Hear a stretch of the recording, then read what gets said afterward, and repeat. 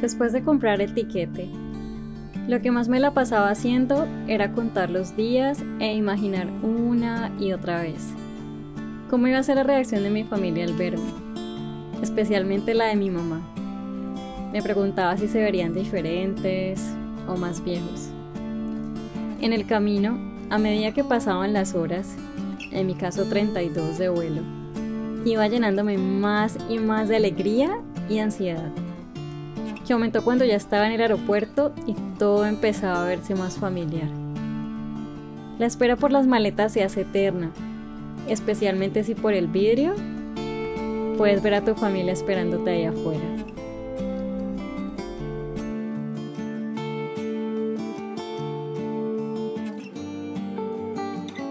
La sensación es indescriptible. El abrazar a mi mamá, a mi hermana, a mi abuelita, después de tanto tiempo, no tiene precio y me sacó varias lágrimas. Volver a casa es una extraña sensación de que nada ha cambiado y de que todo ha cambiado al mismo tiempo. Las cosas físicamente cambian, pero la esencia es la misma. Mientras me acomodaba en mi antiguo cuarto, me empezó a invadir la nostalgia.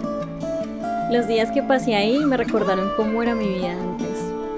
Empecé a recordar cómo me sentía, qué sueños y pensamientos solía tener antes de irme. Es como si te conectaras con tu viejo yo, como si volvieras por un instante a ser el mismo de antes. Cada día quería matar un antojo diferente, porque claro, ¿cómo no? Si la comida es lo que más extraña. Mis mayores antojos eran unas tostadas con hogao hechas por mi mamá o mi abuelita y unas empanadas. La época en la que fui es una de las más alegres de mi país. Diciembre lo celebramos con natilla, puñuelos, hojaldres, queso y música especial que solo suena en estas festividades, como la cumbia colombiana. Me gocé como nunca cada instante. Y mientras el tiempo iba pasando, yo iba congelando en mi memoria cada uno de esos momentos. Pensaba en lo afortunada que era de tenerlos allí. Pensaba en cuándo iba a volver a verlos. Pensaba también en lo inconsciente que era, porque antes no les dedicaba el tiempo suficiente y no los valoraba tanto como lo hacía ahora. Y me sentía culpable por eso. Pero estaba en mis manos cambiar eso en este viaje. Empezamos a jugar uno hasta la madrugada y no parábamos de reír. Contábamos chistes, hacíamos trampa, hicimos viajes en familia a la playa, a pueblitos. Cada día era para exprimirse al máximo, porque el tiempo pasa volando, especialmente cuando estás de visita.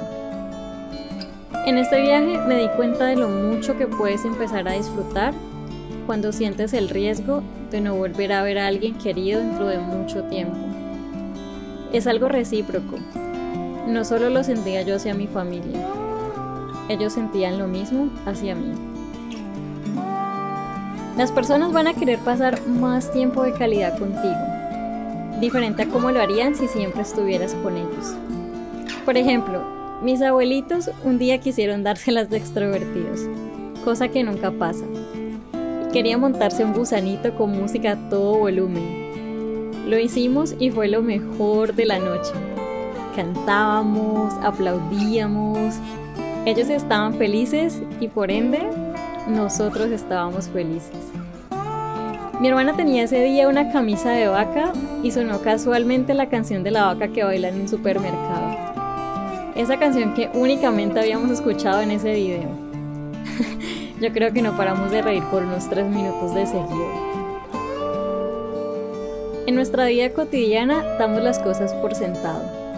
Asumimos que ya son nuestras, que no van a cambiar o que no se van a ir. Pero estamos muy equivocados. Cada día es diferente y cada día cambia. Unos lo hacen de manera casi imperceptible y otros de manera radical. Los últimos días van llegando con un sabor amargo de despedida. Una parte de nosotros se quiere quedar y no abordar ese avión, pero otra parte sabe que hay proyectos y sueños por cumplir allá afuera. Sobra decir que si creíamos que llegábamos cambiados del extranjero, después de estar en casa, volvemos aún más cambiados. Todas estas experiencias nos hacen más fuertes, nos motivan a seguir adelante y hacer todo lo posible por visitarlos pronto, para sentir ese beso y ese abrazo único que nadie más te puede dar.